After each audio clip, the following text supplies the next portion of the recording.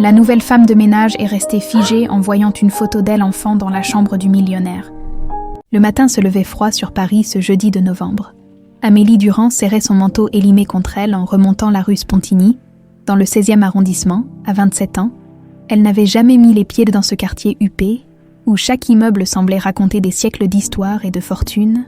Les façades haussmanniennes se dressaient comme des géants silencieux, témoins d'un monde auquel elle n'appartenait pas. Elle s'arrêta devant le numéro 18, un hôtel particulier au volet bleu, avec une grille en fer forgé qui protégeait un petit jardin à la française. Derrière ces murs vivait Laurent Moreau, magnate de la construction qui avait bâti la moitié du quartier de la Défense. Et aujourd'hui, elle allait nettoyer ses sols. « Allez, respire », se dit-elle en poussant la grille. Ce n'était pas l'humiliation qui la dérangeait. Elle avait déjà tout fait. Serveuse dans des bistrots enfumés, caissière de nuit dans des supermarchés de banlieue, vendeuse dans des boutiques où les clientes la regardaient à peine. Non, ce qui lui nouait l'estomac, c'était Lou, sa petite Lou de 5 ans qui l'attendait chez la voisine. Avec ce souffle court qui s'aggravait chaque jour, le cardiologue de l'hôpital Necker avait été clair. « Il faut opérer rapidement, Madame Durand, mais les délais dans le public. » Il n'avait pas fini sa phrase. Il n'avait pas eu besoin. 3 000 €. C'était le montant pour passer par une clinique privée et éviter 6 mois d'attente que Lou n'avait pas. 3 000 € qu'Amélie n'avait évidemment pas. Alors elle avait accepté ce boulot trouvé sur un site d'annonce, sans poser de questions. 800 € par mois pour entretenir cette immense demeure 3 fois par semaine. Ce n'était pas assez, mais c'était un début. La porte s'ouvrit avant même qu'elle ne sonne. Une femme d'une 60aine d'années, cheveux gris tirés en chignon strict, la toisa de haut en bas. « Madame Durand, je présume. »« Oui, bonjour. Je suis Madame Chevalier, la gouvernante. Suivez-moi. » Pas de sourire, pas de chaleur. Juste un ton professionnel et glacé qui donnait le ton de ce qui allait suivre. Amélie emboîta le pas, découvrant un hall d'entrée au sol de marbre blanc veiné de gris, un escalier majestueux qui montait vers les étages, des tableaux anciens au mur, l'odeur de l'encaustique et du bois ciré flottait dans l'air. « Monsieur Moreau n'aime pas le bruit », précisa Madame Chevalier en gravissant les marches. « Il travaille beaucoup de chez lui.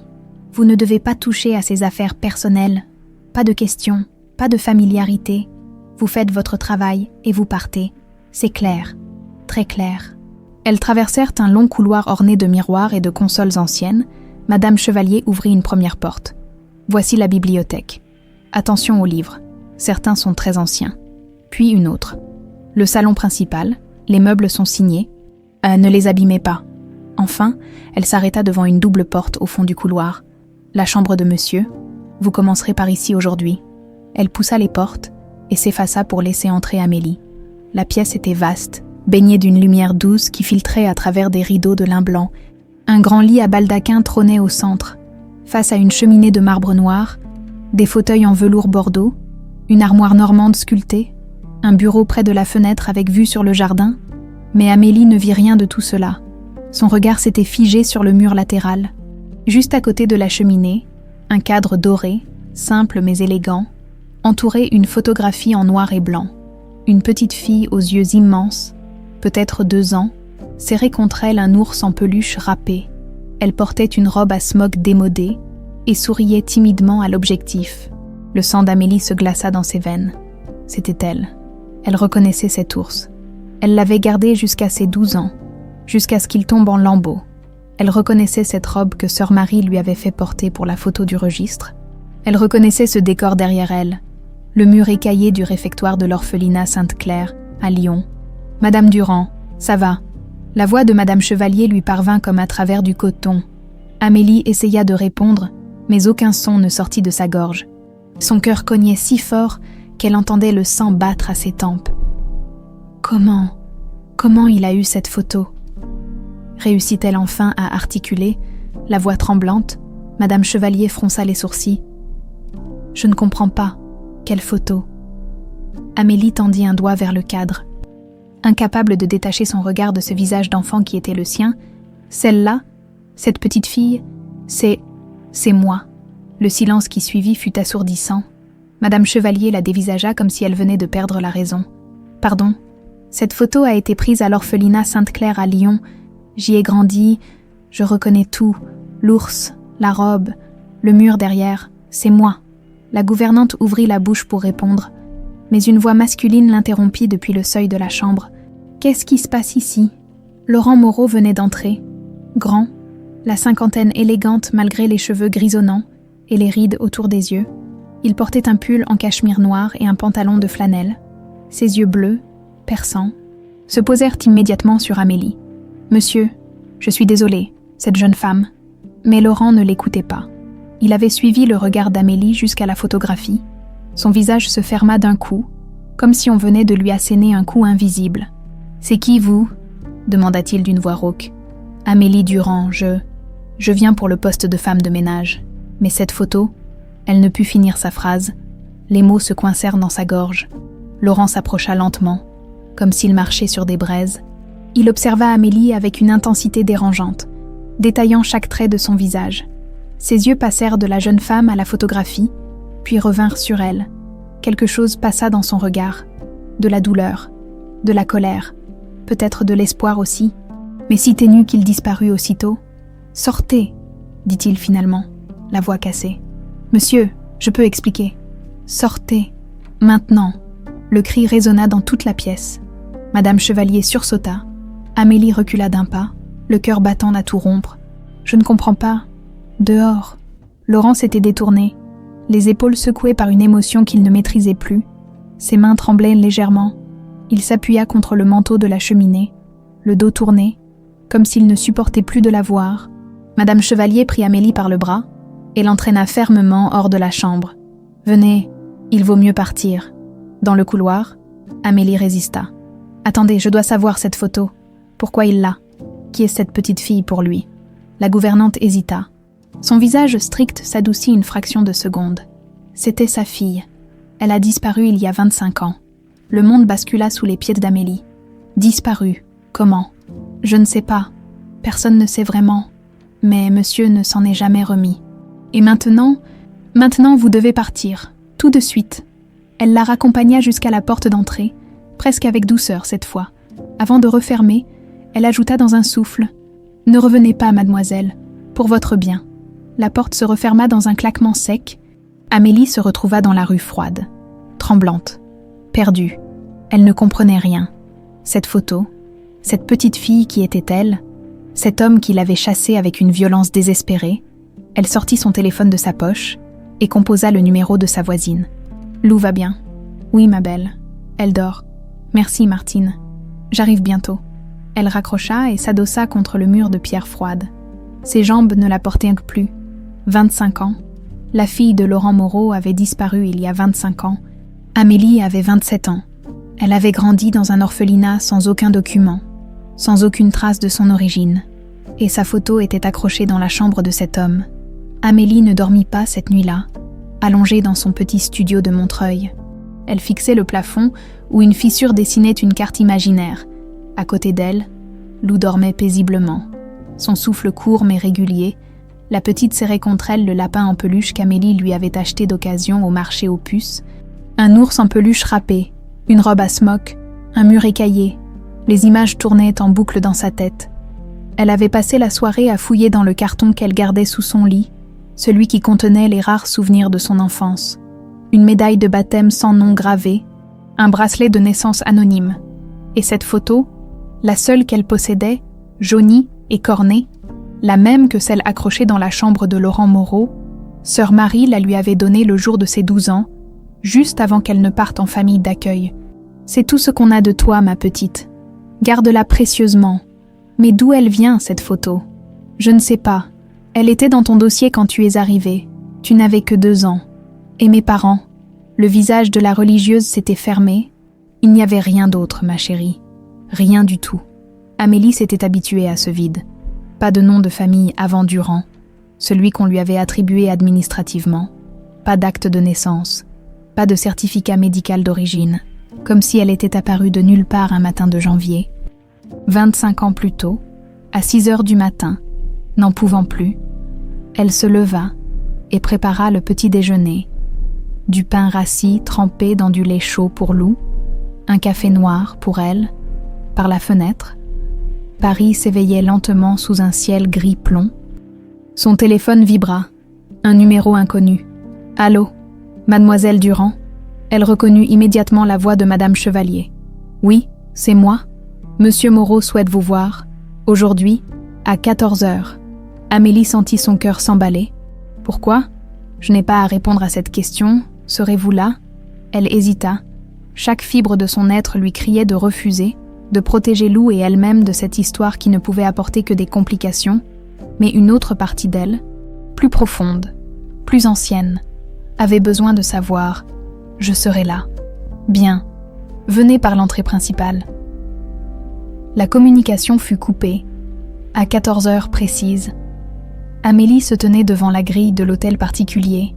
Elle avait laissé Lou chez Martine en inventant un rendez-vous médical. Son reflet dans la vitre d'une voiture garée lui renvoya l'image d'une femme fatiguée, les traits tirés, les cheveux attachés à la hâte. Madame Chevalier l'attendait sur le perron. Son visage était indéchiffrable. « Suivez-moi, monsieur vous attend à la bibliothèque. » Elles traversèrent le hall en silence. Cette fois, Amélie remarqua les détails, les portraits d'ancêtres au mur, le lustre en cristal de bohême, le parfum subtil de lavande qui flottait dans l'air. Tout respirait l'argent ancien, celui qui se transmet de génération en génération. La bibliothèque était une pièce majestueuse au premier étage, avec des étagères de bois sombre, qui montaient jusqu'au plafond. Des échelles coulissantes permettaient d'accéder aux ouvrages les plus hauts par les hautes fenêtres. On apercevait la Seine qui coulait paisiblement au loin. Laurent Moreau se tenait près d'une de ces fenêtres, les mains dans les poches d'un pantalon gris anthracite. Il portait une chemise blanche aux manches retroussées.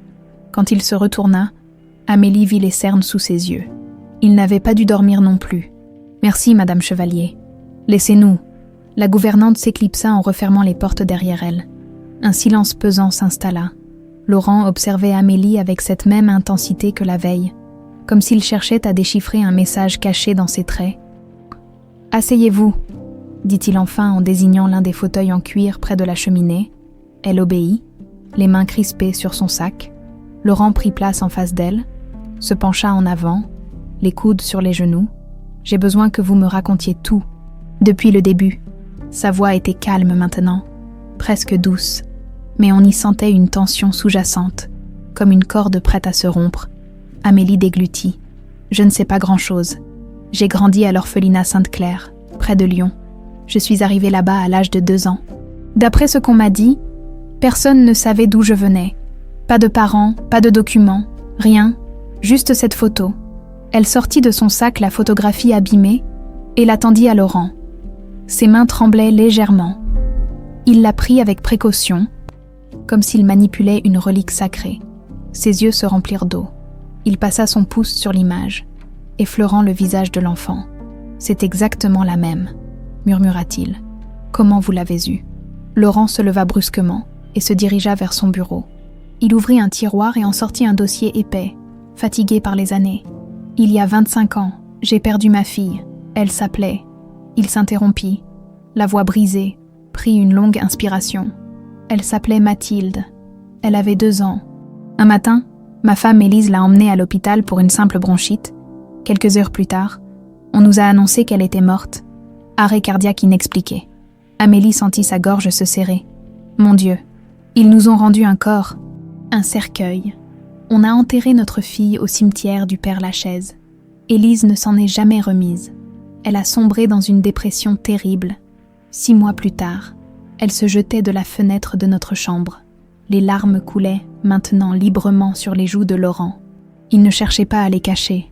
Pendant des années, j'ai vécu comme un mort-vivant. Le travail était la seule chose qui me permettait de ne pas devenir fou. Et puis, il y a 10 ans, un détective privé est venu me voir.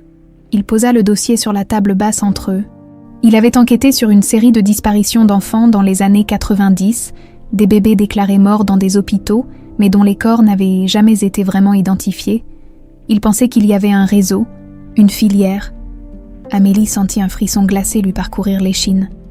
Il a retrouvé cette photo dans les archives de l'orphelinat Sainte-Claire. L'ours en peluche, c'était celui de Mathilde. Je l'avais acheté le jour de sa naissance. Il avait une petite déchirure à l'oreille droite que j'avais recousue moi-même. Il tendit la photo à Amélie. Elle regarda attentivement, effectivement.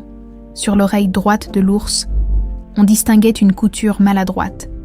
Mais quand le détective est retourné à l'orphelinat pour consulter les registres, tout avait disparu, les pages concernant cette période avaient été arrachées, comme si quelqu'un avait voulu effacer toute trace.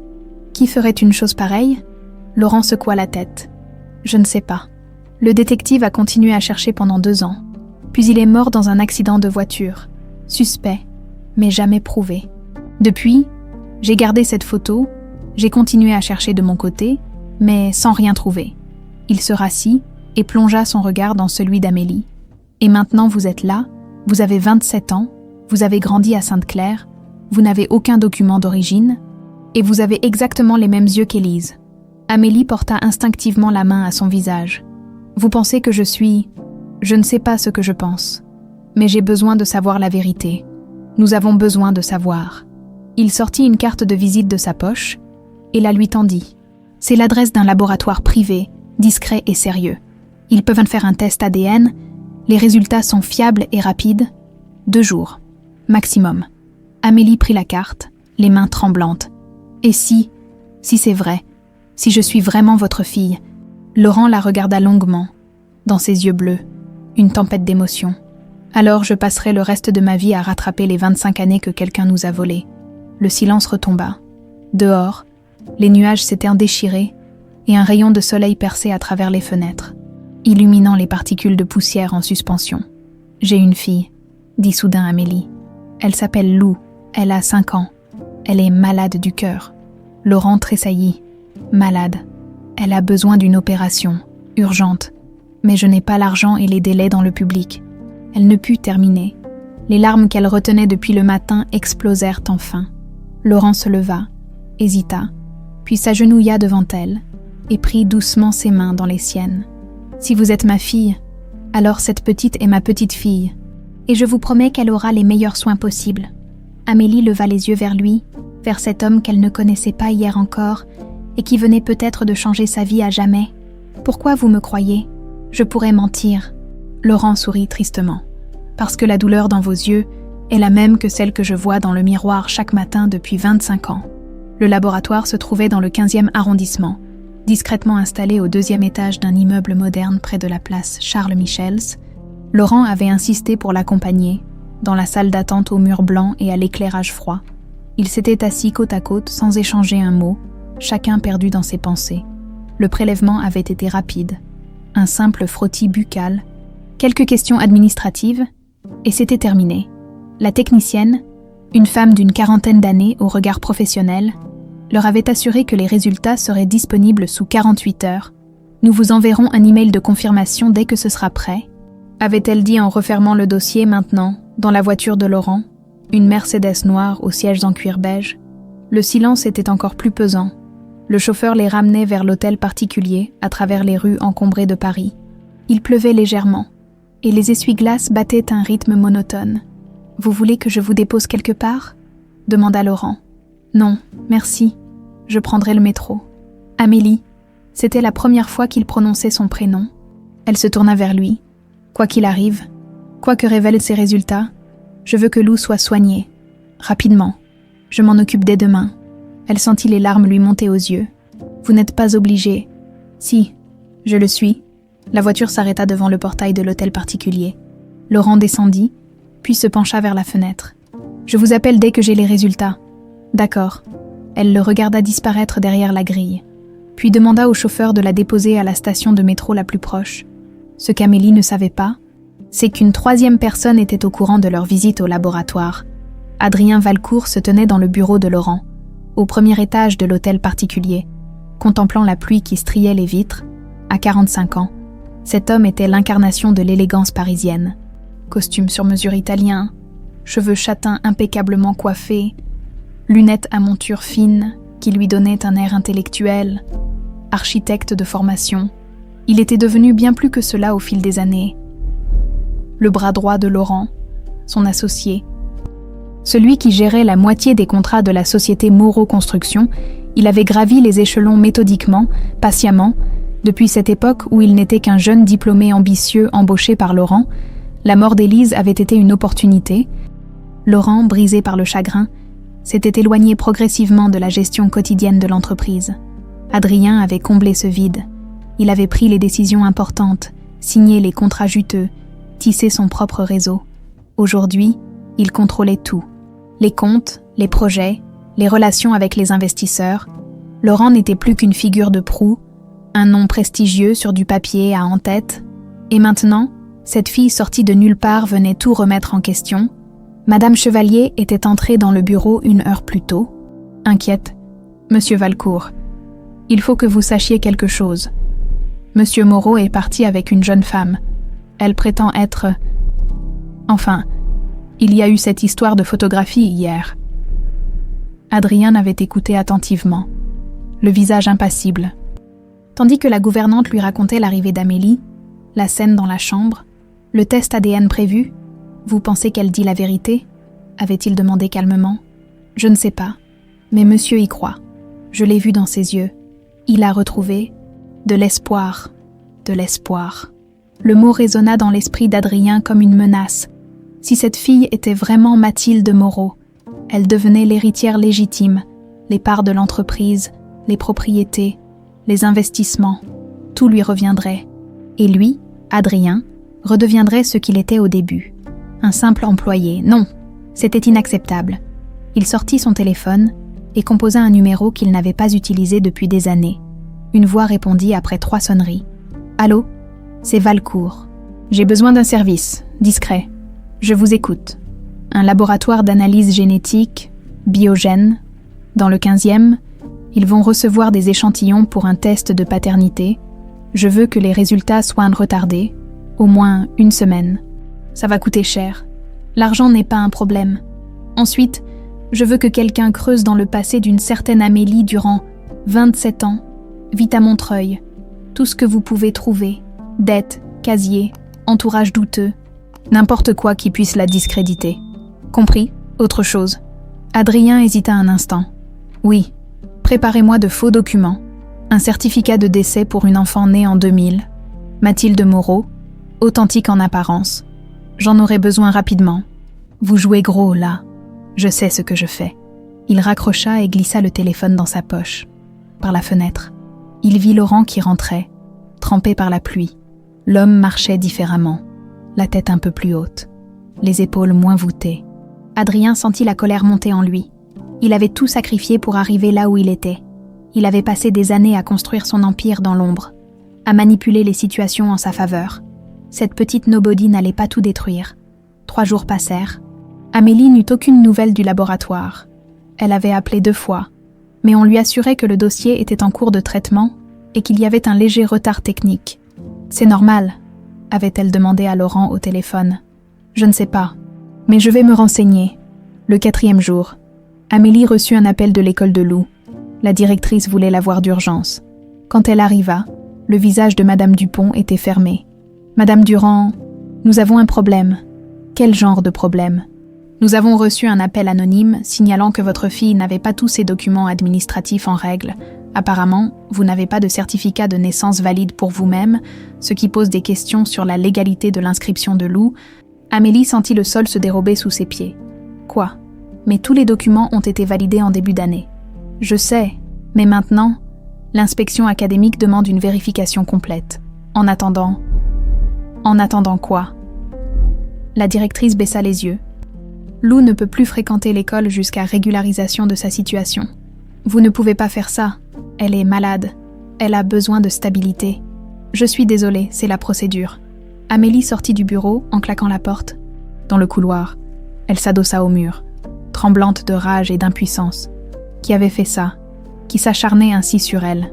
Elle appela Laurent immédiatement. « On me détruit », dit-elle d'une voix blanche. « Quelqu'un essaie de me détruire. » Le lendemain, Laurent convoqua une réunion avec Adrien dans son bureau. Il avait passé la nuit à réfléchir, à reconstituer les pièces du puzzle, les retards du laboratoire, l'appel anonyme à l'école, les rumeurs qui commençaient à circuler dans le quartier selon lesquelles il se faisait manipuler par une arnaqueuse. Adrien entra avec son sourire habituel, impeccable dans son costume gris-perle. « Laurent, tu voulais me voir ? Assieds-toi. » Le ton était sec. Adrien fronça légèrement les sourcils mais obéit. « Tu es au courant pour Amélie Durand. » la fille qui prétend être ta fille disparue. Oui, Madame Chevalier m'en a parlé. Et qu'en penses-tu ? Adrien croisa les jambes avec désinvolture. Franchement, je pense que tu devrais être très prudent. Il y a beaucoup d'escrocs qui profitent de la vulnérabilité des gens riches et seuls. Tu crois qu'elle ment ? Je ne sais pas, mais cette histoire me paraît commode. Elle apparaît au moment où tu es le plus vulnérable, avec exactement les bons éléments pour toucher ton cœur. Laurent serra les mâchoires. Quelqu'un a appelé l'école de sa fille pour créer des problèmes administratifs. Quelqu'un retarde les résultats du test ADN. Quelqu'un répand des rumeurs sur elle dans le quartier. Adrien ne s'y a pas.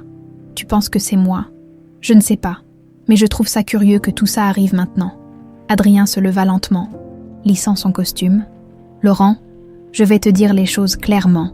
Si cette fille est vraiment ta fille, tant mieux pour toi, sincèrement. Mais si elle ne l'est pas, si c'est une manipulatrice, alors oui, je ferai tout pour te protéger. C'est mon rôle. Ton rôle ou tes intérêts ? Les deux hommes se toisèrent. Pour la première fois en 25 ans, quelque chose se brisa entre eux. « Fais attention, Laurent », dit finalement Adrien d'une voix glaciale. Parfois, l'espoir rend aveugle. Il sortit du bureau sans se retourner. Laurent resta seul, le regard perdu sur Paris qui s'étendait sous ses fenêtres. La guerre venait de commencer. Une semaine s'était écoulée depuis l'expulsion de Lou de l'école. Une semaine durant laquelle Amélie avait enchaîné les rendez-vous administratifs kafkaïens, les appels sans réponse, les portes qui se fermaient, les unes après les autres. À chaque fois, on lui demandait des documents qu'elle n'avait pas, des preuves qu'elle ne pouvait fournir, et Lou s'affaiblissait. Ses lèvres prenaient parfois une teinte bleutée. Elle dormait de plus en plus. Le cardiologue avait appelé 2 fois pour presser Amélie de prendre une décision rapidement. « Madame Durand, nous ne pouvons plus attendre. Il faut opérer dans les 2 semaines, maximum. » Mais comment ? Sans école ? Amélie ne pouvait plus travailler. Sans travail, pas d'argent. Et sans les papiers en règle, aucune clinique privée ne voulait prendre Lou en charge. Même avec la promesse de Laurent de tout payer, ce matin-là, assise à la petite table de sa cuisine. Amélie fixait son téléphone. Toujours aucune nouvelle du laboratoire. Laurent avait promis de les relancer encore aujourd'hui, mais elle sentait qu'on leur mettait des bâtons dans les roues. Quelqu'un ne voulait pas que la vérité éclate. Son téléphone vibra. Un numéro inconnu. « Allô, Mademoiselle Durand ?» La voix était masculine, froide, avec un léger accent qu'elle ne parvenait pas à identifier. « Oui, c'est moi. Je vous appelle de la part d'un ami. Un conseil gratuit. Laissez tomber cette histoire avec Monsieur Moreau. Rentrez chez vous. Occupez-vous de votre fille. Et oubliez tout ça. Ce serait mieux pour tout le monde. » Amélie se figea. « Qui êtes-vous ? Quelqu'un qui vous veut du bien ? Vous ne gagnez rien à poursuivre cette mascarade. Et vous risquez de tout perdre. Votre fille a besoin de vous. Elle a besoin d'une mère qui ne se lance pas dans des aventures dangereuses. Vous me menacez. Je vous conseille. Il y a une différence. » La communication fut coupée. Amélie resta immobile, le cœur battant à tout rompre. Ses mains tremblaient. Dans la chambre à côté, Lou toussait doucement. Elle se leva et alla la rejoindre. S'assit sur le bord du petit lit et caressa les cheveux de sa fille. « Maman, oui, ma chérie, pourquoi tu pleures ?» Amélie n'avait pas réalisé que les larmes coulaient sur ses joues. « Moi, c'est rien, mon cœur, juste de la fatigue. » Lou posa sa petite main sur la joue de sa mère. « T'inquiète pas, maman, je vais guérir. Le monsieur gentil l'a promis. » « Quel monsieur ? Celui avec les cheveux blancs, Laurent. Il est venu me voir hier quand tu étais partie. Il m'a dit que j'allais avoir la plus belle des opérations. » Amélie sentit son cœur se serrer. Laurent était venu, sans la prévenir. Il t'a dit quoi d'autre ? Que j'étais courageuse, et qu'il avait eu une petite fille comme moi, il y a très longtemps. Amélie débarqua à l'hôtel particulier en fin de matinée, furieuse. Madame Chevalier tenta de l'arrêter dans le hall. « Mademoiselle, monsieur est en réunion. » « Je m'en fiche. » Elle grimpa les escaliers 4 à 4 et poussa sans frapper la porte du bureau. Laurent était effectivement en réunion, avec Adrien. Les 2 hommes levèrent les yeux, surpris. « Amélie, qu'est-ce qui... » « On me menace. » Le silence tomba comme une chape de plomb. « Pardon, » fit Laurent en se levant brusquement. « J'ai reçu un appel ce matin. Quelqu'un qui me conseille gentiment de laisser tomber toute cette histoire, pour le bien de ma fille. » Adrien se cala dans son fauteuil, les bras croisés, le visage parfaitement neutre. « C'est grave, effectivement, dit-il d'une voix posée. Vous avez prévenu la police ? Amélie se tourna vers lui, et quelque chose dans son regard, une lueur à peine perceptible, un soupçon de satisfaction, la fit exploser. C'est vous, c'est forcément vous. Adrien haussa un sourcil, feignant l'étonnement. Pardon, arrêtez votre cinéma. Depuis que je suis apparue, tout s'écroule autour de moi. L'école, les papiers, les retards au laboratoire, et maintenant des menaces anonymes. Vous avez peur que je sois vraiment sa fille. Vous avez peur de perdre votre petit empire. Adrien se leva lentement, ajustant ses manchettes avec une élégance étudiée. Mademoiselle Durand, je comprends que vous soyez stressée. Votre fille est malade. Vous êtes dans une situation précaire. Mais m'accuser sans la moindre preuve relève de la paranoïa. Ou pire, de la manipulation. De la manipulation. Oui, peut-être que toute cette mise en scène, les menaces, les problèmes administratifs, fait partie de votre plan pour vous faire passer pour une victime et attendrir Laurent. Amélie resta bouche bée. Comment osait-il ? Laurent s'interposa. Ça suffit, Adrien. Non, Laurent. Il faut que quelqu'un te le dise. Adrien se tourna vers son associé, le visage grave. Cette fille débarque de nulle part avec une histoire taillée sur mesure pour te toucher, coïncidence après coïncidence. Et maintenant, elle t'accuse moi, ton plus vieil ami, ton associé depuis 20 ans, d'être un criminel. Tu ne vois pas le schéma. Le schéma que je vois, c'est que depuis son arrivée, tu es sur la défensive. Parce que je te protège, ou parce que tu protèges tes intérêts. Le ton était monté. Les deux hommes se faisaient face. Des années d'amitié et de collaboration sur le point de voler en éclats. Adrien prit une longue inspiration, puis dit d'une voix glaciale « Tu sais ce qu'Élise pensait de toi à la fin ? Tu veux vraiment que je te le dise devant elle ?» Laurent pâlit. « Ne va pas là. » Elle te détestait, Laurent. Elle te rendait responsable de la mort de Mathilde. Elle me l'a dit. 2 jours avant de se jeter par la fenêtre, elle m'a dit que tu n'avais pas été là quand il fallait, que tu étais trop occupé par tes chantiers pour remarquer que ta fille était malade. C'est faux. C'est la vérité. Et tu le sais. Laurent chancela, comme frappé physiquement. Il s'appuya contre le bureau, le visage défait. Amélie sentit quelque chose se briser en elle, en voyant cet homme s'effondrer sous le poids de la culpabilité qu'Adrien venait sciemment de raviver. « Vous êtes ignoble », murmura-t-elle. Adrien se tourna vers elle. Et cette fois, le masque tomba complètement. Son regard était froid, calculateur, cruel. « Vous n'êtes personne, mademoiselle Durand. Juste une petite factineuse opportuniste qui essaie de s'accrocher à un homme riche et désespéré. Dans quelques semaines, quand les vrais résultats du test ADN arriveront, s'ils arrivent, tout le monde verra la vérité. En attendant, laissez-nous tranquilles.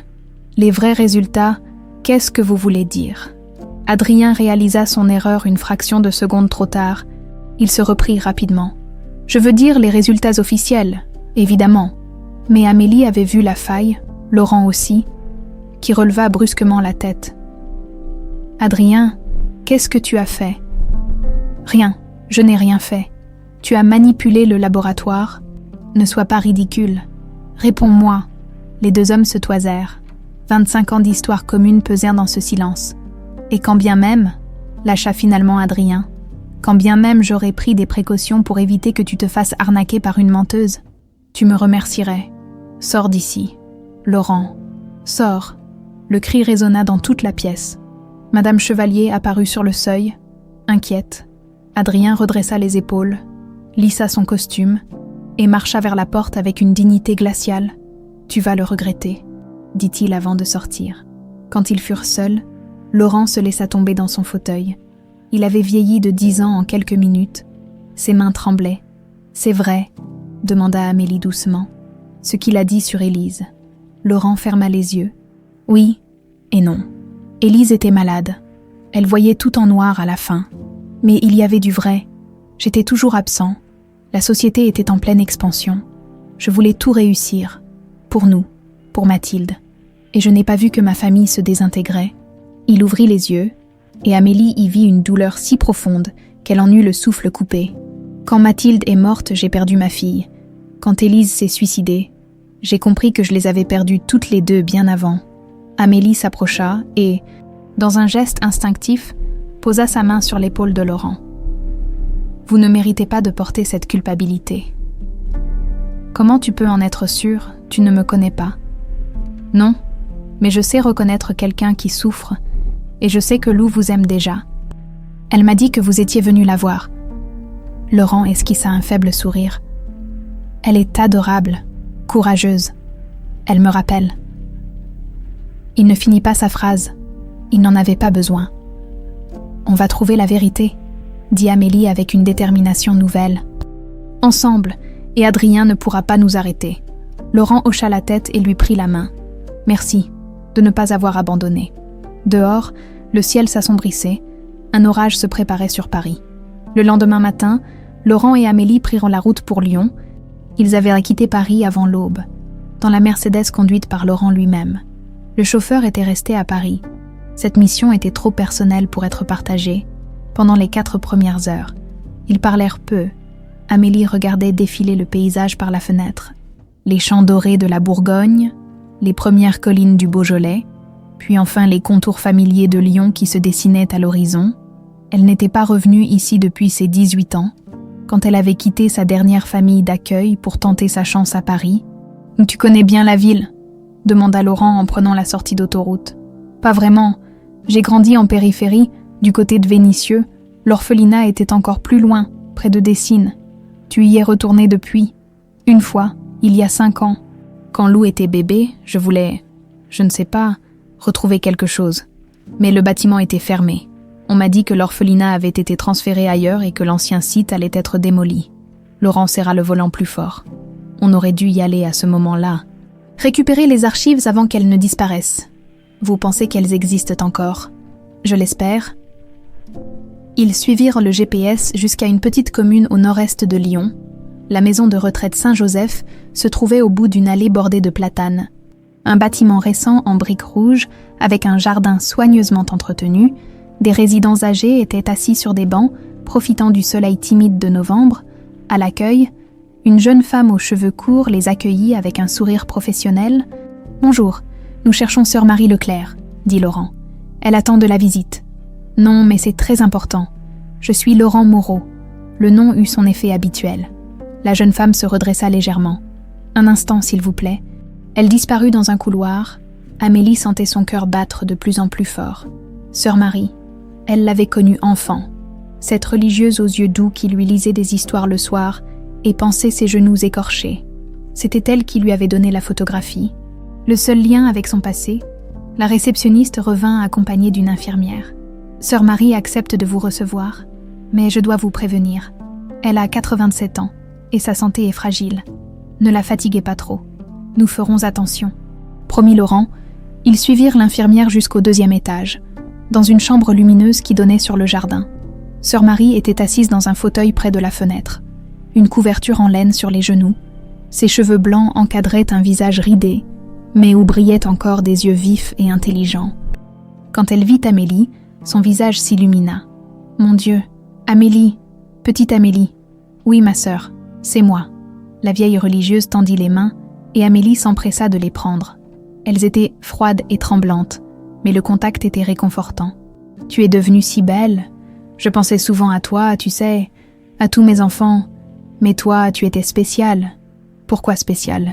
Sœur Marie hésita, son regard passant d'Amélie à Laurent. « Et vous êtes ?»« Laurent Moreau. » Le nom provoqua une réaction immédiate. La religieuse se raidit. Ses mains se crispèrent sur celles d'Amélie. « Moreau, ce nom me dit quelque chose. Ma fille a disparu il y a 25 ans. Je pense qu'elle a été emmenée à l'orphelinat Sainte-Claire. Vous y travailliez à cette époque. » Sœur Marie ferma les yeux, comme si elle rassemblait des souvenirs douloureux. « Asseyez-vous, tous les deux. C'est une longue histoire. » Laurent tira 2 chaises près du fauteuil. L'infirmière leur apporta de l'eau et du thé, puis se retira discrètement. « J'ai travaillé à Sainte-Claire pendant 40 ans, » commença sœur Marie d'une voix lente. « J'y ai vu passer des centaines d'enfants, des orphelins, des abandonnés, des cas sociaux. Mais pendant les années 90, il y a eu des choses étranges. »« Et quel genre de choses ?» demanda Amélie. « Des bébés qui arrivaient sans papier, pas d'acte de naissance, pas de jugement d'abandon, rien. Juste une note disant qu'ils étaient orphelins et qu'il fallait les accueillir. Au début, je n'ai pas posé de questions. On faisait confiance aux autorités, mais il y en a eu trop. Elle but une gorgée de thé, les mains tremblantes. « Combien ?» insista Laurent. « 10 dizaines, peut-être plus. Tous très jeunes, moins de 3 ans, tous avec des histoires floues. Et puis un jour, un homme est venu. Le silence se fit lourd. Dehors, des oiseaux chantèrent dans les arbres. Comment était-il ? Demanda Laurent, la voix tendue. Jeune, la trentaine, peut-être un peu plus. Très élégant, des vêtements chers. Il parlait bien, avec assurance. Il se disait architecte. Il m'a demandé à consulter les registres de l'orphelinat, ceux des années 90. Vous l'avez laissé faire. Non, quelque chose en lui me mettait mal à l'aise. Il insistait trop, avec un sourire qui ne passait pas ses yeux. Alors j'ai refusé. Sœur Marie marqua une pause, le regard perdu dans ses souvenirs. Il est revenu 1 semaine plus tard. Cette fois, il avait une enveloppe remplie d'argent, des billets, des milliers d'euros.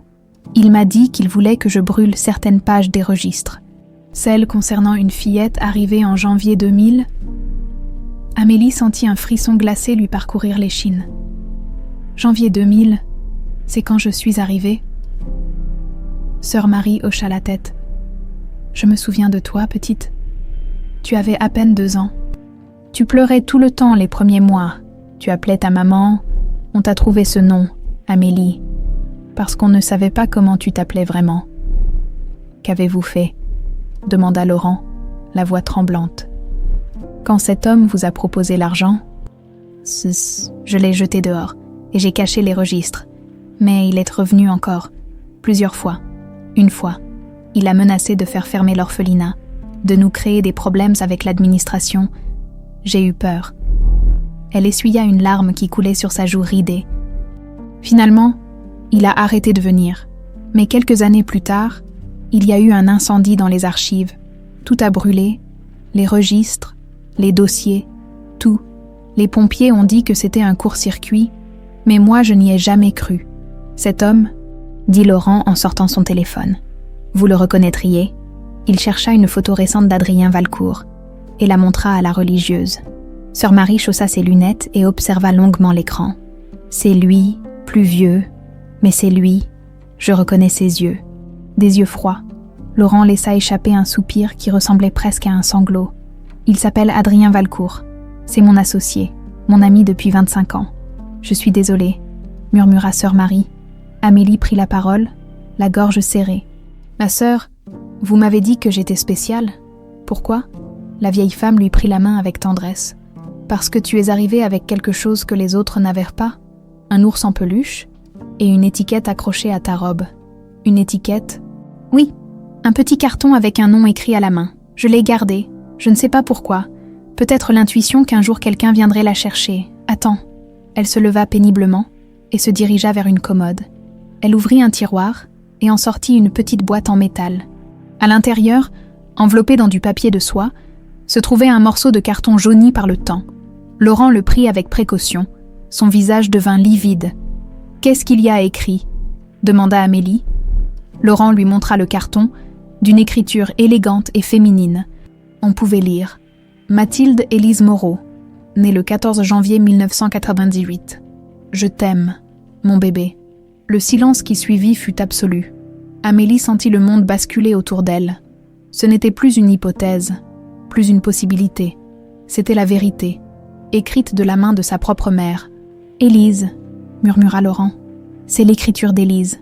Je la reconnaîtrai entre mille. » Il serra le carton contre son cœur, les larmes coulant librement sur son visage. Elle savait que tu étais vivante. Elle t'a sauvée.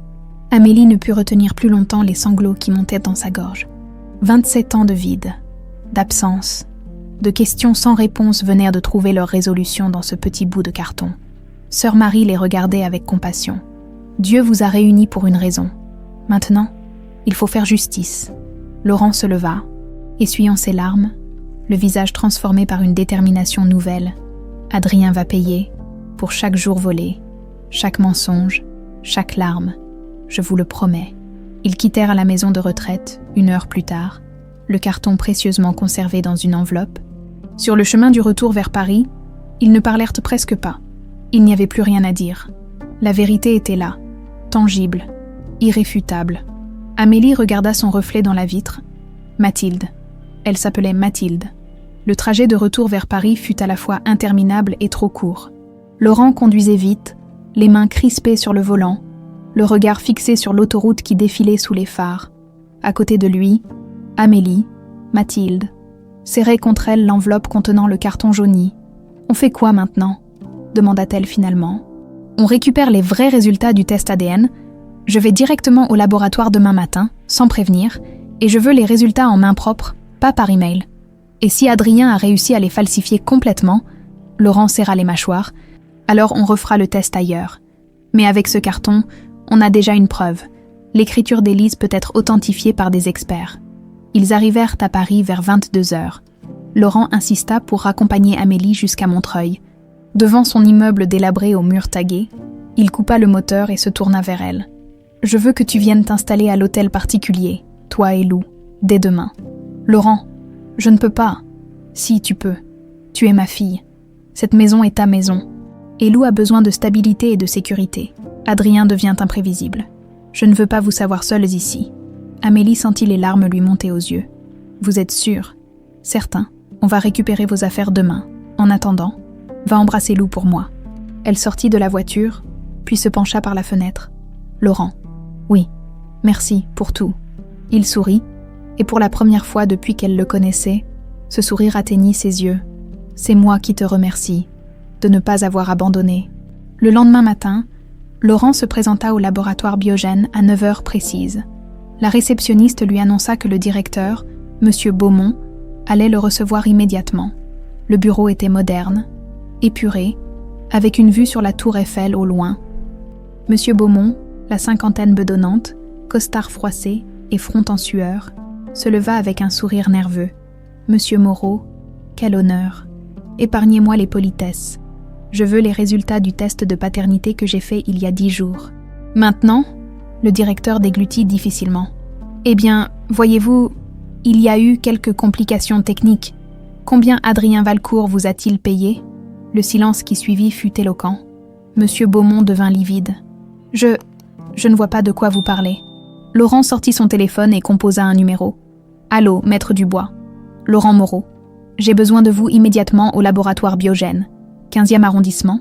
Préparez une plainte pour corruption et falsification de preuves médicales. » « Attendez !» s'écria Beaumont. « Attendez, ne faites pas ça !» Laurent raccrocha sans quitter le directeur des yeux. « Vous avez exactement 2 minutes pour tout me dire. » Beaumont s'effondra dans son fauteuil. « Valcourt m'a contacté il y a 2 semaines. Il m'a proposé 100 000 € pour retarder les résultats. Il a dit que c'était pour votre bien, que vous étiez vulnérable et qu'une femme essayait de vous arnaquer. Et vous l'avez cru. J'avais des dettes. Le laboratoire traverse une mauvaise passe. J'ai accepté. Où sont les vrais résultats ?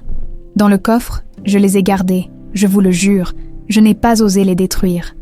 Donnez-les-moi. » Beaumont se leva en tremblant, ouvrit un coffre mural derrière un tableau et en sortit une enveloppe scellée. Laurent l'ouvrit avec des mains qui tremblaient légèrement. Il parcourut les pages de résultats, les graphiques, les analyses génétiques. En bas de la dernière page, en gras, probabilité de paternité, 97%. Laurent ferma les yeux, même s'il le savait déjà au fond de lui. Voir cette confirmation scientifique faisait affluer 25 ans d'émotions refoulées. « Je veux un duplicata certifié conforme », dit-il d'une voix blanche. « Et vous allez signer une déclaration écrite reconnaissant la corruption. » « Mais monsieur, c'est ça. Ou je vous traîne devant les tribunaux et je ruine ce qui reste de votre laboratoire. Vous choisissez. » Beaumont baissa la tête. Vaincu, 1 heure plus tard, Laurent était de retour à l'hôtel particulier avec les résultats officiels et la déclaration signée. Il trouva Madame Chevalier dans le hall, occupée à superviser l'installation d'Amélie et Lou dans les chambres du 2e étage. « Monsieur, vous êtes sûr que... »« Absolument sûr, c'est ma fille, Madame Chevalier. Et voici ma petite fille. » Traitez-les comme la famille qu'elles sont. La gouvernante, habituellement si stricte, laissa transparaître une émotion rare. « Bien, monsieur, je suis heureuse pour vous. » Laurent monta à l'étage, dans une des chambres d'amis transformées pour l'occasion. Lou découvrait avec émerveillement un lit à baldaquin digne d'une princesse. Amélie défaisait les quelques cartons qu'elles avaient apportés. « Lou, tu veux bien aller voir Madame Chevalier ? Elle a préparé un goûter pour toi ?» dit Laurent depuis le seuil. La petite hocha la tête avec enthousiasme et dévala les escaliers, son énergie momentanément retrouvée. Quand ils furent seuls, Laurent tendit l'enveloppe à Amélie. « C'est officiel. Tu es Mathilde Moreau, ma fille. » Amélie prit l'enveloppe, lut les résultats et s'assit lentement sur le lit. « Mathilde, je dois m'habituer à ce prénom. Tu n'es pas obligée de changer. Tu as été Amélie toute ta vie. Non, je veux reprendre mon vrai nom. Mathilde Amélie peut-être, pour honorer les deux vies. » Laurent s'assit à côté d'elle et passa un bras autour de ses épaules. « Ta mère aurait été fière de toi, de la femme que tu es devenue, de la mère que tu es pour Lou. Pourquoi elle l'a fait? Pourquoi elle m'a emmenée à l'orphelinat? Je ne sais pas, mais je compte le découvrir. » L'après-midi même, Laurent convoqua Marc Fontaine. Le détective privé qu'il avait aidé 10 ans plus tôt, l'homme arriva rapidement. La soixantaine alerte, cheveux poivre et cils coupés courts, costume sobre. « Monsieur Moreau, vous avez retrouvé votre fille. J'ai entendu des rumeurs. C'est confirmé. Voici les résultats ADN. Mais j'ai besoin que vous creusiez plus profond. Je veux savoir tout ce qu'Adrien Valcourt a fait en janvier 2000. Ses déplacements, ses transactions bancaires, ses appels téléphoniques, tout. » Fontaine prit des notes. « Ça va prendre du temps. On parle de 25 ans. Je paierai ce qu'il faut, mais je veux des réponses. Donnez-moi une semaine. » Fontaine travailla vite. 3 jours plus tard, il était de retour avec un dossier épais. « J'ai trouvé des choses intéressantes. En janvier 2000, Adrien Valcourt a effectué plusieurs retraits d'espèces importants. 50 000 francs au total, soit environ 7 000 €. C'était pour payer qui? Une infirmière de l'hôpital Necker, Sylvie Mercier. Elle travaillait au service pédiatrie. J'ai retrouvé sa trace. Elle vit maintenant dans le sud, à Marseille, divorcée, sans emploi, de gros problèmes financiers. Elle est celle qui a déclaré ma fille morte. Très probablement. Et il y a autre chose. » Fontaine sortit des relevés bancaires. « Après la mort supposée de votre fille, Adrien a commencé à recevoir des virements réguliers. De vous, augmentation de salaire, primes, part dans l'entreprise. En 25 ans, il a touché plus de 5 millions d'euros. » Laurent sentit la colère monter en lui comme une lave brûlante. « Il m'a volé ma fille pour de l'argent. Il y a plus. J'ai aussi découvert qu'il a créé des sociétés offshore, des comptes en Suisse. Il a détourné des fonds de l'entreprise. Pas énormément, juste assez pour passer inaperçu. Mais sur 25 ans, ça représente des millions. » Laurent se leva et marcha jusqu'à la fenêtre. Paris s'étendait devant lui, indifférente à son drame personnel. « Je veux que vous portiez tout ça à la police. Mais avant, je veux le confronter. Je veux qu'il sache que je sais tout. Monsieur Moreau, c'est dangereux. Un homme acculé peut devenir imprévisible. Je m'en fiche. Il doit me regarder dans les yeux et assumer ce qu'il a fait. » Le soir même, Laurent convoqua Adrien à l'hôtel particulier. Le message était laconique. « Viens demain, 18h, seul. » Adrien ne se présenta pas à 18h. Il arriva à 20h, élégant comme toujours. Mais on sentait la tension dans sa démarche. Laurent l'attendait dans la bibliothèque. Sur le bureau étaient étalés les documents. Résultats ADN, déclaration de Beaumont, relevé bancaire, témoignage de sœur Marie, le carton avec l'écriture d'Élise. Adrien entra et vit immédiatement les preuves. Son visage se vida de ses couleurs. « Laurent, ne dis rien, pas encore. D'abord, tu vas t'asseoir et écouter. » Adrien s'assit, les mains tremblantes. « Il y a 25 ans, tu as payé une infirmière pour déclarer ma fille morte. Tu l'as fait emmener dans un orphelinat et tu as tout fait pour effacer ses traces. Pourquoi? Pour de l'argent, pour le pouvoir. » Adrien ne répondit pas. Il regardait fixement les documents, comme s'ils étaient des serpents prêts à le mordre. « Réponds-moi, tu ne peux pas comprendre, » murmura finalement Adrien. « J'ai travaillé toute ma vie dans ton ombre, toujours le second, jamais le premier. Je méritais plus. Alors tu m'as volé ma fille. Élise allait tout gâcher. Elle voulait partir, t'emmener Mathilde loin de Paris. Elle m'a dit qu'elle allait tout liquider. Vendre l'entreprise, j'aurais tout perdu. Alors oui, j'ai agi. » Le silence qui suivit fut écrasant. « Sors de ma maison, » dit Laurent d'une voix morte. « La police t'attend dehors. » Adrien se leva en chancelant, et marcha vers la porte. Avant de sortir, il se retourna une dernière fois. « Je suis désolé. Non, tu ne l'es pas. » Les lumières bleues des voitures de police éclairaient la façade de l'hôtel particulier par intermittence, projetant des ombres dansantes sur les murs du hall. Amélie observait depuis le premier étage, Lou endormi dans ses bras, tandis qu'en bas, 2 officiers passaient les menottes à Adrien Valcourt, le commandant de police. Un homme d'une 50aine d'années à l'allure sévère prenait les dépositions. Laurent lui avait remis l'intégralité du dossier. Les relevés bancaires, la déclaration de Beaumont, le témoignage écrit de Sœur Marie, les résultats ADN et surtout, le carton avec l'écriture d'Élise. « Monsieur Valcourt, vous êtes en état d'arrestation pour enlèvement de mineurs, faux et usage de faux, corruption, détournement de fonds et complicité de fraude », annonça le commandant d'une voix neutre. Adrien ne dit rien. Son visage était devenu un masque de cire, vidé de toute émotion, quand les policiers le firent assortir. Il leva brièvement les yeux vers Amélie. Dans ce regard, elle ne vit ni remords ni colère, juste du vide. La porte se referma, et le silence retomba sur la demeure. Laurent resta immobile dans le hall, les épaules voûtées, comme si on venait de lui retirer un poids écrasant. Madame Chevalier s'approcha discrètement et posa une main sur son bras.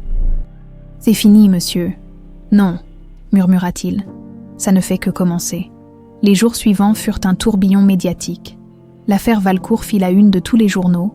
Le Figaro titrait « Scandale dans la haute société parisienne ». Un architecte accusé d'avoir enlevé la fille de son associé.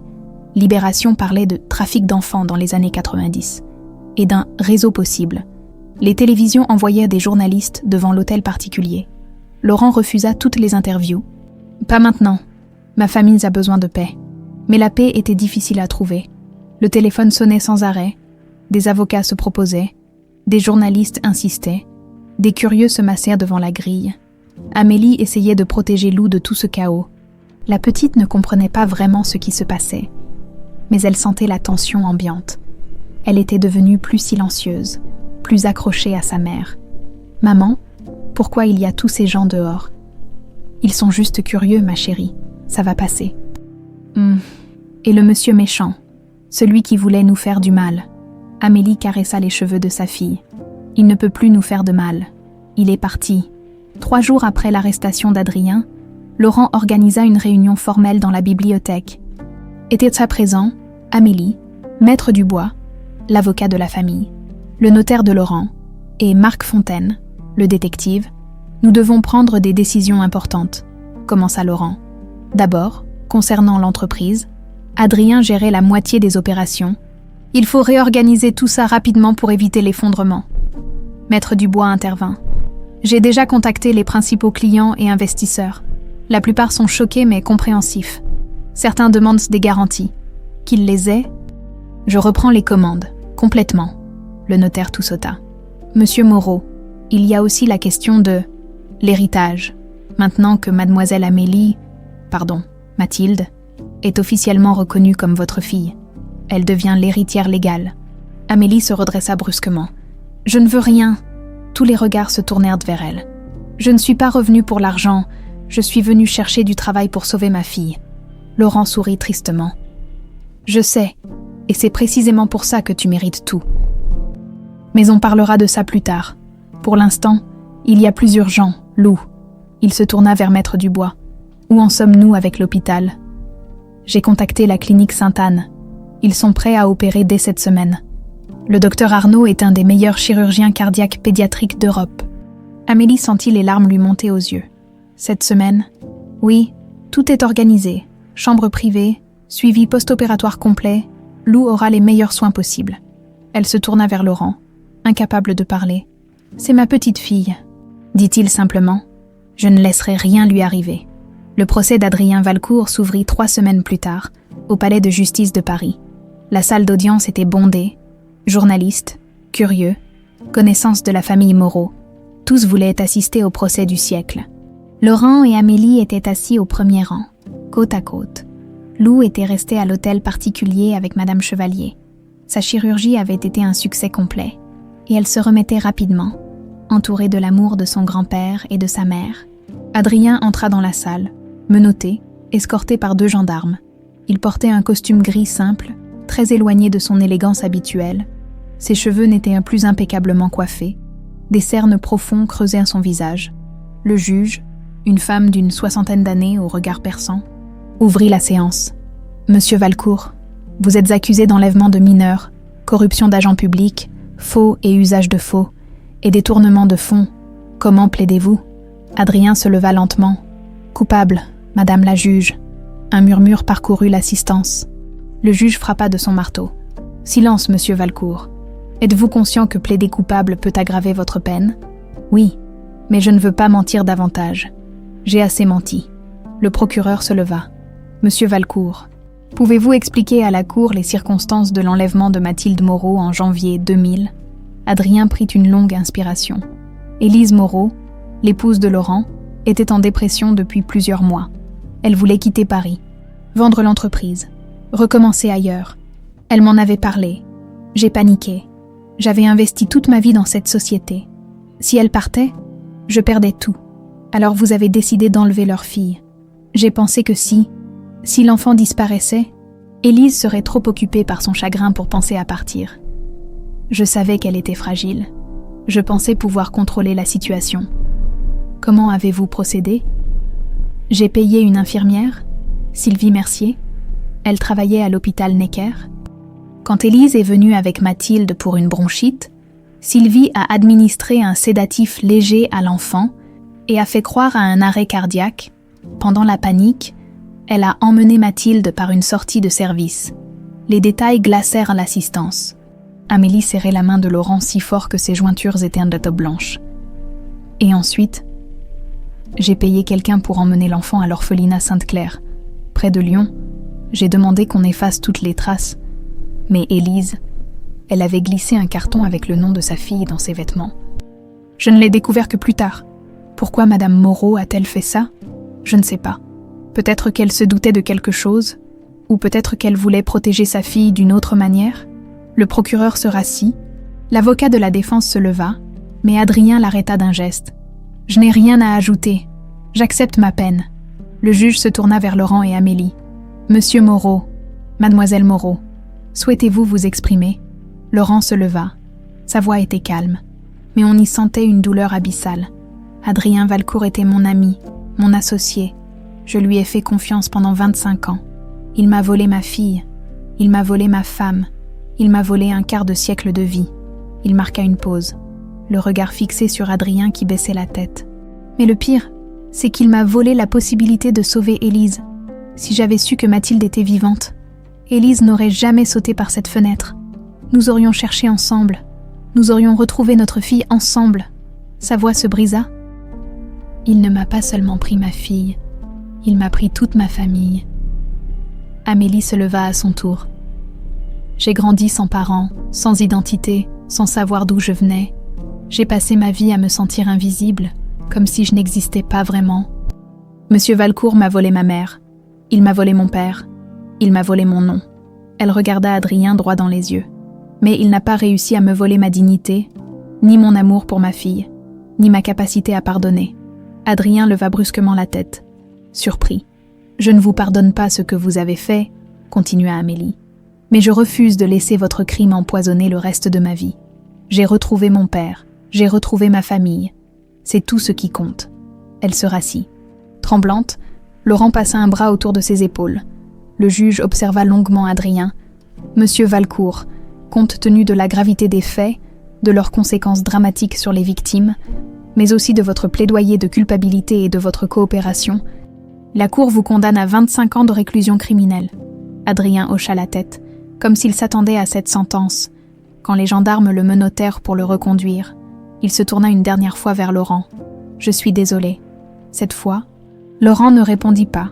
Dehors, sur les marches du palais de justice, les flashs des photographes crépitaient.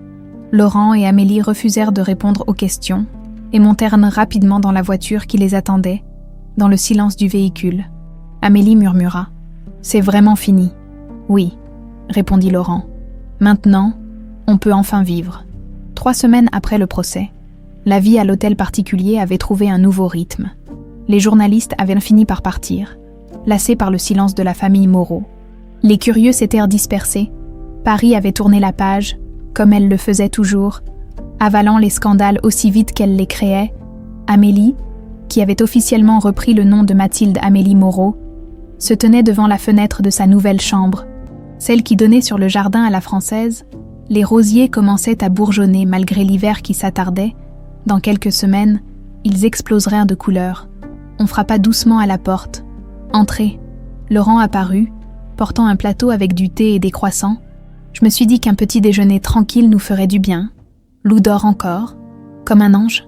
Le docteur Arnaud a dit qu'elle récupérait merveilleusement bien.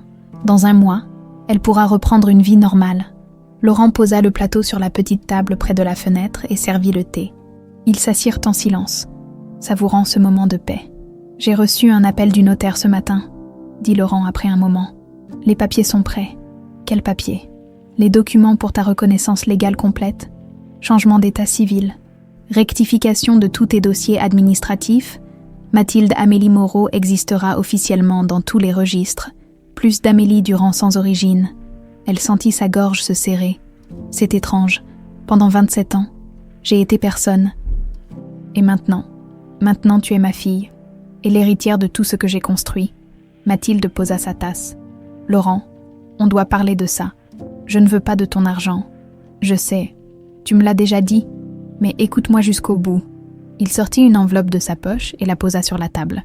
« Ce n'est pas une question de vouloir ou ne pas vouloir. C'est une question de justice. Tout ce que j'ai construit, c'était pour ma famille, pour Élise, pour toi. Cet argent est à toi par droit, par héritage, par amour. Mais je n'en ai pas besoin. Ainsi, pour Lou, pour son éducation, pour son avenir, pour que jamais elle ne se retrouve dans la situation où tu t'es retrouvée, à devoir choisir entre ta dignité et la survie de ton enfant. » Mathilde sentit les larmes couler sur ses joues. « Tu n'es pas obligé, je le suis, parce que je suis ton père, et parce que j'ai 25 ans à rattraper. » Il ouvrit l'enveloppe et en sortit des documents. « J'ai créé un fonds fiduciaire pour Lou, 10 millions d'euros. Elle y aura accès à sa majorité. En attendant, tous ses besoins, éducation, santé, loisirs, seront couverts. » Mathilde porta la main à sa bouche, incapable de parler. « Pour toi, j'ai transféré 50% des parts de Moreau Construction. Tu es maintenant copropriétaire de l'entreprise. Tu n'as pas besoin de t'en occuper si tu ne veux pas, mais les dividendes te reviendront. Laurent, ce n'est pas de la charité, c'est ton droit. Et si tu veux vraiment me faire plaisir, utilise cet argent pour faire quelque chose qui compte. Quelque chose qu'Élise aurait aimé. » Mathilde essuya ses larmes. Qu'est-ce qu'elle aimait, ma mère ? Laurent sourit avec nostalgie. Les enfants, elle adorait les enfants. Avant ta naissance, elle faisait du bénévolat dans des centres pour jeunes en difficulté. Elle rêvait d'ouvrir une fondation pour aider les orphelins. Alors c'est ce que je ferai, en son nom, et au nom de tous les enfants comme moi qui ont grandi sans savoir d'où ils venaient. Laurent tendit la main par-dessus la table, et Mathilde la prit. « Ta mère serait fière de toi. » Les semaines passèrent. Lou reprenait des forces de jour en jour. Ses joues retrouvaient leur couleur rosée. Son rire résonnait dans les couloirs de l'hôtel particulier, apportant une vie nouvelle à ces murs qui n'avaient connu que le silence depuis trop longtemps. Mathilde s'occupait de la création de la fondation Élise Moreau, dédiée à l'aide aux orphelins et aux enfants sans identité. Elle travaillait avec des avocats, des travailleurs sociaux, des psychologues. Le projet prenait forme rapidement. On pourrait commencer par financer des recherches généalogiques pour les enfants adoptés qui cherchent leurs origines, proposa-t-elle lors d'une réunion, et créer des bourses d'études pour ceux qui sortent du système sans ressources. L'avocat de la fondation hocha la tête. Excellente idée. On pourrait aussi créer des partenariats avec des orphelinats pour améliorer leurs conditions d'accueil. Et des programmes de soutien psychologique, ajouta la psychologue présente. Le traumatisme de l'abandon ne disparaît jamais complètement. Ces enfants ont besoin d'aide. Mathilde pensait à son propre parcours, aux nuits passées à pleurer en silence dans le dortoir de Sainte-Claire, aux années à se sentir différente, incomplète. Oui, tout ça, on fera tout ça. Un matin de mars, alors que les premiers bourgeons éclataient dans le jardin, Madame Chevalier frappa à la porte du bureau où Mathilde travaillait sur les dossiers de la fondation. « Mademoiselle Mathilde, vous avez de la visite. » « Qui est-ce ?»« Une dame. Elle dit s'appeler Sylvie Mercier. » Mathilde se figea. Ce nom, l'infirmière. celle qui avait participé à son enlèvement. Faites-la entrer. Sylvie Mercier avait terriblement vieilli. À peine 50 ans, elle en paraissait 70, cheveux gris, mal entretenus, vêtements usés, visage ravagé par la culpabilité et la vie difficile. Elle entra dans le bureau en tremblant. « Mademoiselle Moreau, je ne sais pas si vous accepterez de me voir, mais... Asseyez-vous. » Sylvie s'assit au bord de la chaise, comme prête à fuir à tout moment. « J'ai vu le procès à la télévision. J'ai vu ce que j'avais fait, ce que nous avions fait, et je ne peux plus vivre avec ça. Pourquoi vous avez accepté ?» demanda Mathilde d'une voix calme. « J'avais des dettes. Mon ex-mari m'avait tout pris. J'étais désespérée. Quand Valcourt m'a proposé cet argent, j'ai pensé que c'était juste déplacer un enfant, que ce n'était pas si grave. » Elle éclata en sanglots. « Mais je me suis trompée. J'ai détruit des vies. J'ai détruit votre famille. J'ai détruit votre mère. » Mathilde resta silencieuse un long moment, observant cette femme brisée devant elle. « Vous avez témoigné au procès. » »« Oui, j'ai tout avoué à la police. Je vais être jugée dans 3 mois. Je risque la prison. »« Bien. » Sylvie leva des yeux rougis. « Vous ne me pardonnez pas. Non, pas aujourd'hui. Peut-être jamais. Mais je respecte le fait que vous ayez eu le courage de vous présenter devant la justice. »« Je suis désolée, tellement désolée. » Mathilde se leva. « Votre désolation ne me rendra pas les 25 ans que j'ai perdus. Elle ne ramènera pas ma mère, mais peut-être qu'elle vous permettra de dormir un peu mieux la nuit. » Sylvie se leva en chancelant. « Je comprends. Merci de m'avoir reçue. » Quand elle fut partie, Mathilde resta seule dans le bureau, les mains tremblantes. Laurent entra quelques minutes plus tard. « Madame Chevalier m'a dit qu'elle était venue. Ça va ?»« Je ne sais pas. C'est difficile de voir quelqu'un se détruire sous le poids de sa culpabilité. » « Elle le mérite. Peut-être, mais ça ne me rend pas heureuse. » Laurent s'assit à côté d'elle. « C'est normal. Le pardon n'est pas obligatoire. Et la guérison prend du temps. » Le soir même, la famille se réunit dans le grand salon. Lou, complètement remise, jouait avec des poupées sur le tapis. Madame Chevalier servit le dîner. Une blanquette de veau préparée avec amour. « Grand-père, demain on peut aller au parc ?» demanda Lou en engloutissant ses légumes. « Bien sûr, ma princesse. Et on peut emmener maman. Évidemment. » Lou sourit, satisfaite. Mathilde observait cette scène avec une émotion profonde. Sa fille avait un grand-père, une maison, une stabilité, un avenir. « À quoi tu penses ?» demanda Laurent. « À tout ce qui a changé. Il y a 2 mois, j'étais une vaccineuse désespérée. Aujourd'hui, tu es chez toi. » Oui. Après le dîner, quand Lou fut couché, Laurent et Mathilde montèrent au grenier. Laurent voulait lui montrer quelque chose. Il ouvrit une malle ancienne et en sortit des albums photos, des vêtements de bébé, des jouets, tout ce qu'Élise avait gardé de toi. Je n'ai jamais eu le courage de les jeter. Mathilde feuilleta les albums, des photos d'elle bébé, dans les bras d'Élise, souriante, d'elle faisant ses premiers pas, d'elle soufflant sa première bougie. Elle avait l'air heureuse. Elle l'était. Nous l'étions, avant que tout bascule. Mathilde sortit une photo où elle voyait Élise la serrer contre elle, les yeux fermés, l'expression paisible. « Je la mettrai dans ma chambre pour ne jamais oublier qu'elle m'a aimée. » Laurent essuya une larme. « Elle t'a aimée jusqu'à son dernier souffle, et elle a essayé de te protéger, à sa façon. Je sais, et je lui en serai éternellement reconnaissante. » Ils redescendirent ensemble, portant les trésors du passé vers le présent, construisant pont après pont entre ce qui avait été perdu et ce qui pouvait encore être sauvé. Le printemps avait explosé sur Paris dans toute sa splendeur. Les marronniers bordant l'avenue Foch déployaient leurs fleurs blanches et roses. Et le jardin de l'hôtel particulier était devenu un tableau vivant de couleurs et de parfums. Lou courait entre les massifs de tulipes, complètement guérie, débordante d'énergie, son rire cristallin résonnant contre les murs centenaires. 3 semaines s'étaient écoulées depuis la visite de Sylvie Mercier. 3 semaines durant lesquelles Mathilde avait travaillé sans relâche à la mise en place de la Fondation Élise Moreau. Le siège serait installé dans un immeuble du 10e arrondissement, récemment rénové par Moreau Construction. Un geste symbolique de Laurent pour associer l'entreprise familiale à cette nouvelle mission. Ce matin-là, Mathilde se préparait pour l'inauguration officielle. Debout devant le miroir de sa chambre, elle ajustait la robe bleu marine qu'elle avait choisie, sobre, élégante, professionnelle. Dans le reflet, Elle voyait maintenant une femme différente de celle qui avait grimpé ses escaliers pour la première fois 4 mois plus tôt. Plus assurée, plus ancrée, entière. « Tu es magnifique !» dit Laurent depuis le seuil. Elle se retourna et sourit. Nerveuse, surtout. « C'est normal, mais tu vas être parfaite. » Il entra et lui tendit un petit écrin de velours bleu. « Qu'est-ce que c'est ?»« Ouvre !» À l'intérieur reposait un pendentif en or blanc serti de diamants, 2 initiales entrelacées, E et M, Élise et Mathilde. « C'était le bijou préféré de ta mère, » expliqua Laurent, la voix émue. Elle le portait tous les jours. Le M était pour Mathilde. Elle l'avait fait graver quand tu es née. Mathilde sentit les larmes lui monter aux yeux. Elle prit délicatement le pendentif et le passa autour de son cou. Le métal était tiède, comme s'il conservait encore la chaleur de celle qui l'avait porté. « Merci. Je le porterai aujourd'hui, pour elle. » Laurent l'embrassa sur le front. « Elle est avec nous, j'en suis certain. » L'inauguration de la Fondation Élise Moreau attira plus de monde que prévu. La salle de conférence était bondée.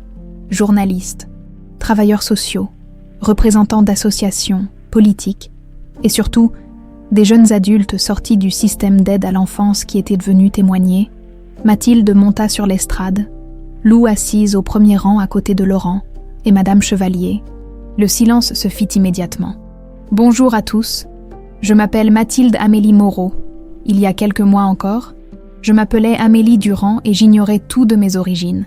J'ai grandi dans un orphelinat, sans papier, sans famille, sans réponse. » Sa voix était calme mais portée dans toute la salle. « Je sais ce que c'est de se sentir invisible, de grandir avec un vide impossible à combler, de ne pas savoir d'où on vient, et donc de ne pas savoir qui on est vraiment. » Elle marqua une pause, regardant les visages attentifs devant elle.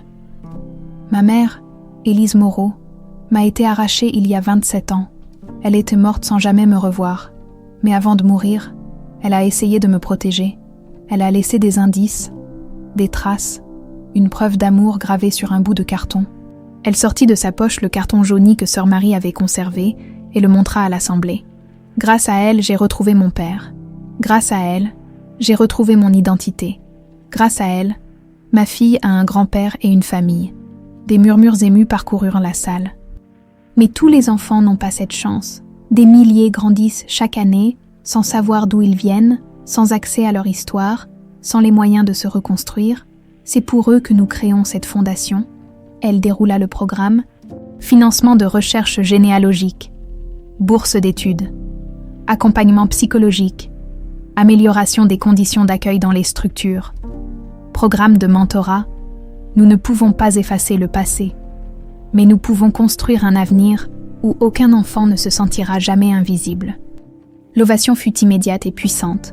Laurent essuya discrètement une larme. Lou applaudissait de toutes ses forces.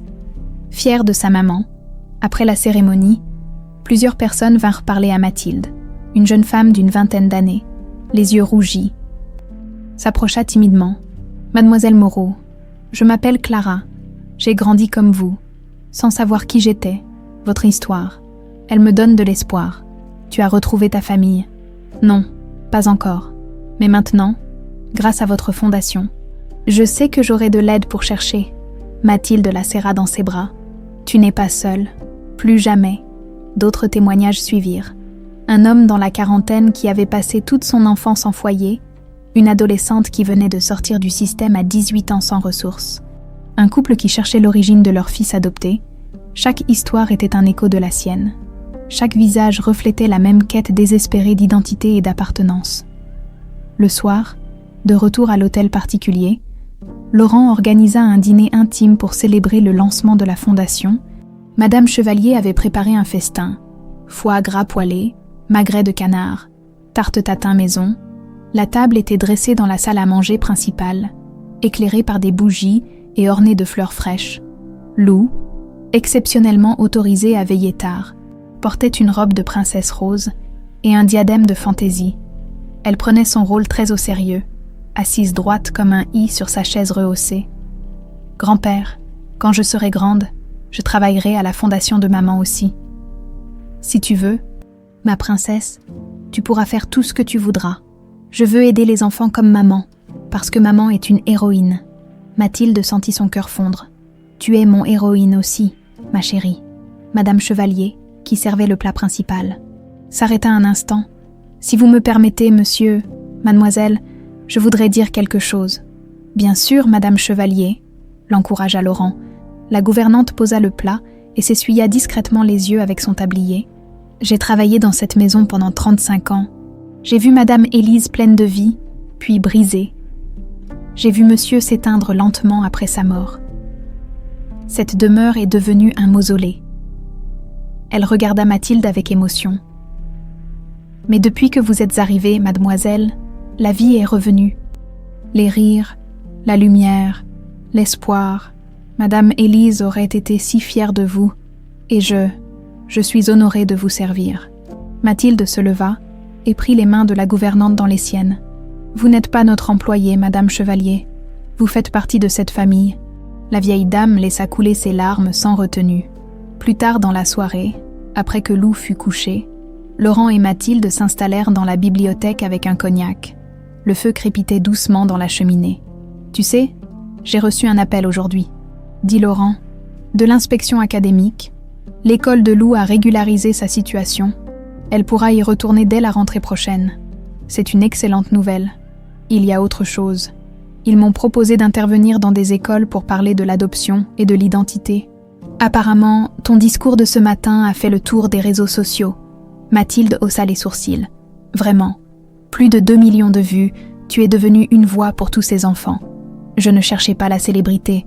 Je sais, mais tu peux faire tellement de bien. Utilise cette plateforme, utilise ta voix. » Mathilde réfléchit un instant, tournant le verre de cognac entre ses doigts. « D'accord, mais à une condition. Laquelle ?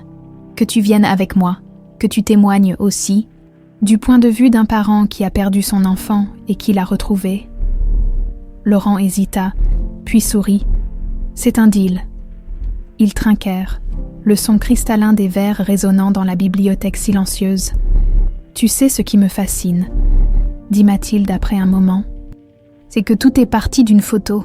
Si je n'avais pas vu cette image dans ta chambre, tout aurait été différent. Ou peut-être que c'était écrit, que nous devions nous retrouver. » Laurent regarda le feu danser dans la cheminée. Élise croyait au destin. Elle disait toujours que l'univers finit par remettre les choses à leur place, que l'amour est plus fort que tout. Elle avait raison. Oui, elle avait raison. Ils restèrent ainsi un long moment, père et fille réunis après 27 ans d'absence, construisant ensemble un avenir qui aurait pu ne jamais exister. Dehors, Paris brillait de 1000 lumières. La tour Eiffel scintillait dans le lointain, phare éternel au-dessus de la ville qui avait vu tant de drames et tant de rédemption. Dans cette bibliothèque, entourée de livres et de souvenirs, Laurent et Mathilde savaient qu'ils avaient gagné quelque chose de précieux, non pas la réparation du passé, impossible, mais la construction d'un présent où l'amour et la vérité avaient enfin vaincu le mensonge et la trahison. Et c'était suffisant. 3 mois s'étaient écoulés depuis l'inauguration de la fondation. L'été parisien déployait sa chaleur douce sur la ville, transformant les jardins en oasis de verdure et remplissant les terrasses de rires et de conversations animées. Ce samedi matin de juillet, l'hôtel particulier bourdonnait d'une activité inhabituelle.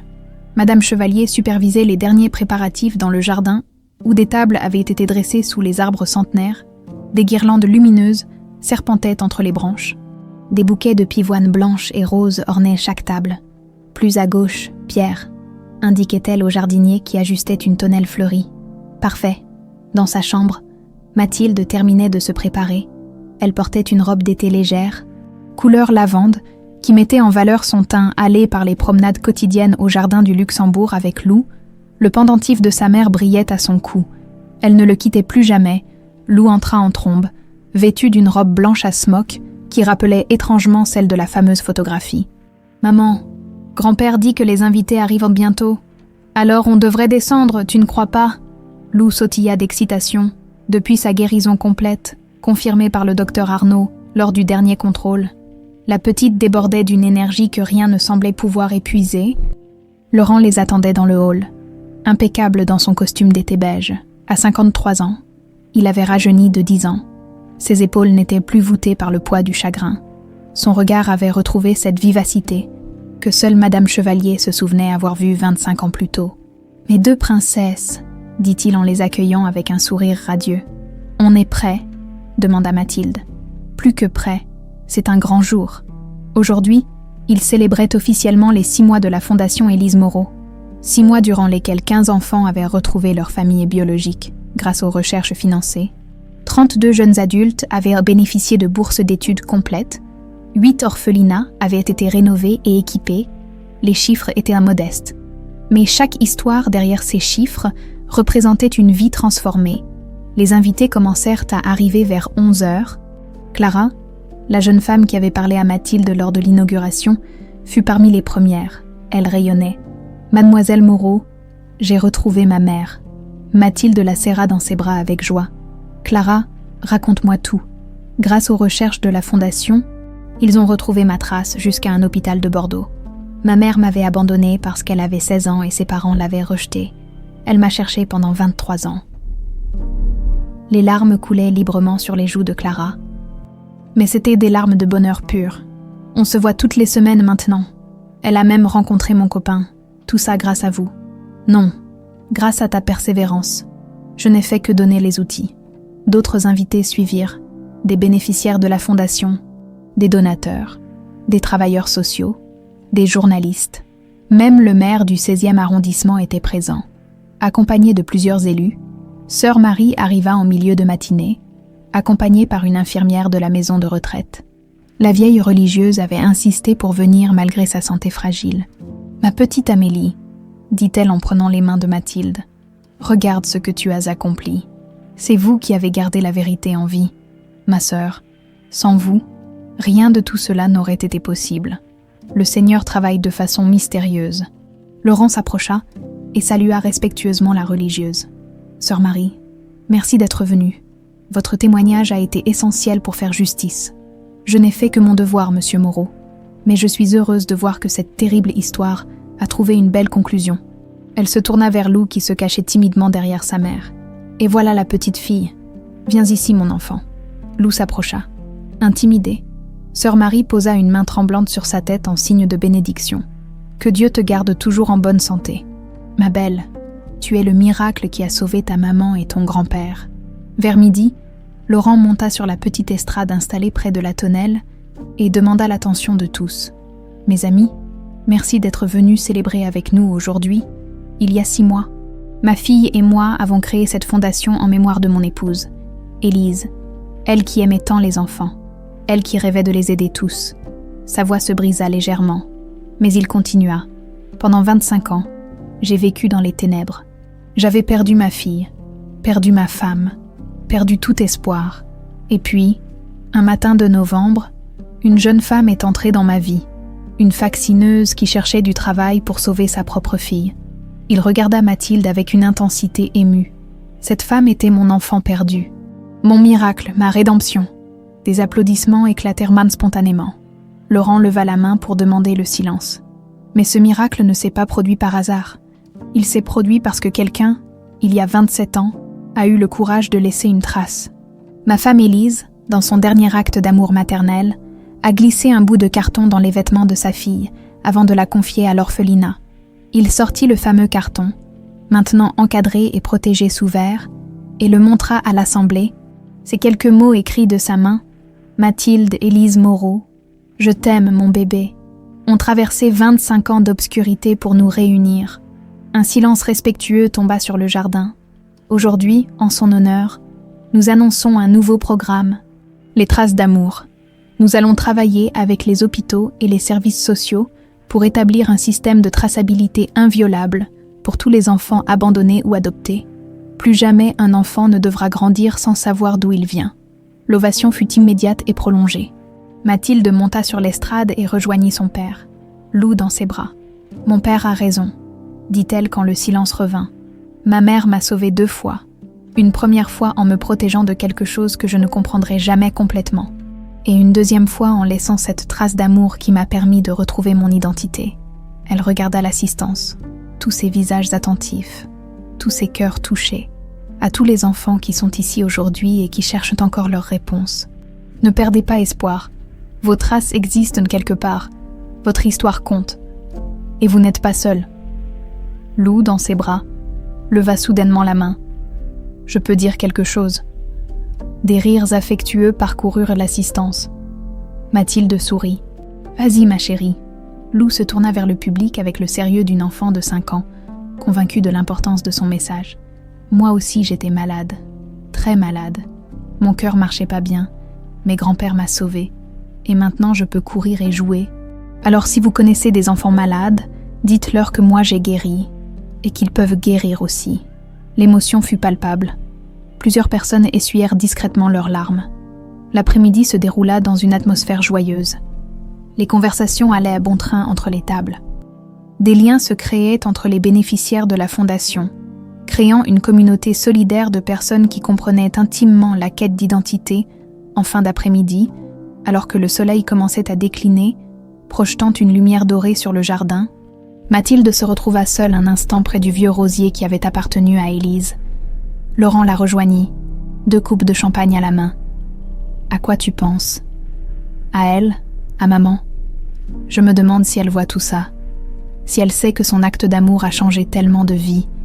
Je crois qu'elle le sait. » Ils trinquèrent en silence, regardant Lou jouer avec d'autres enfants sur la pelouse.